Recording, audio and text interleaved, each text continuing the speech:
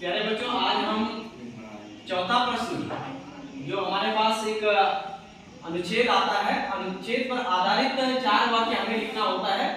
मंजुषा शब्द प्रदत्ता सायेन निर्दिष्टा विषयोपरि पंचवाक्यानि। अब क्या आता है हमारे पास?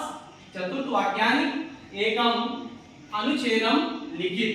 मंजुषा में दिए गए शब्दों की सहायता से निर्दिष्ट विषय पर, अब यहाँ पर 4 आता है, ठीक है।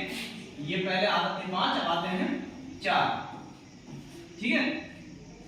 वाक्यों का एक अनुच्छेद लिखना है, ठीक है। और यहाँ पर आप लिख दीजिएगा, ये हमारे पास आ रखा है 2015 और 18 में भी आया था, सदाचार। तो यहाँ पर पहला जो हमें एक पंक्ति लिखनी है, तो इसका मतलब है कि 4 वाक्य का मतलब 4 लाइनों में हमने इसका उत्तर देना है। तो सज्जनानां आचाराः एव सदाचारः भवति, ठीक है।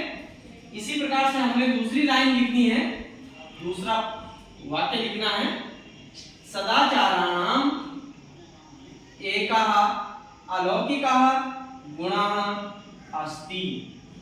तो हमारे पास कितने हो गए? 2 वाक्य, ठीक है। तीसरा वाक्य हमने लिखना है, सदाचारस्य महत्वं सर्वेषु धनेषु स्वीकृतम् अस्ति। समझ गए?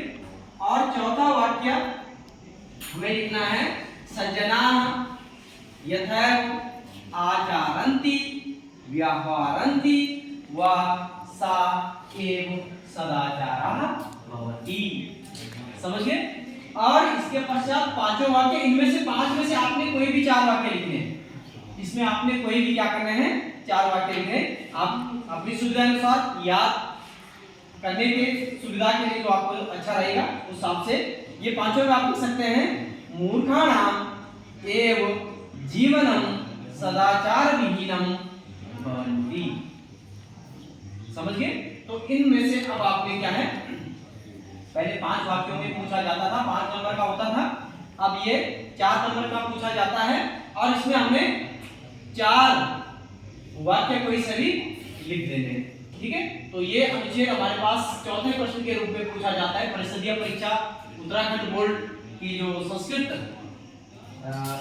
का जो पेपर होता है, उस पेपर में जो है ये चौथे प्रश्न के रूप में ये पूछा जाता है, ठीक है। और इसमें आपने क्या करने हैं, 4 वाक्य लिखने होते हैं, ठीक है। और वो आप 4 वाक्य को जो है आप कंठस्थ कर सकते हैं और इसे लिख सकते हैं, ठीक है। धन्यवाद।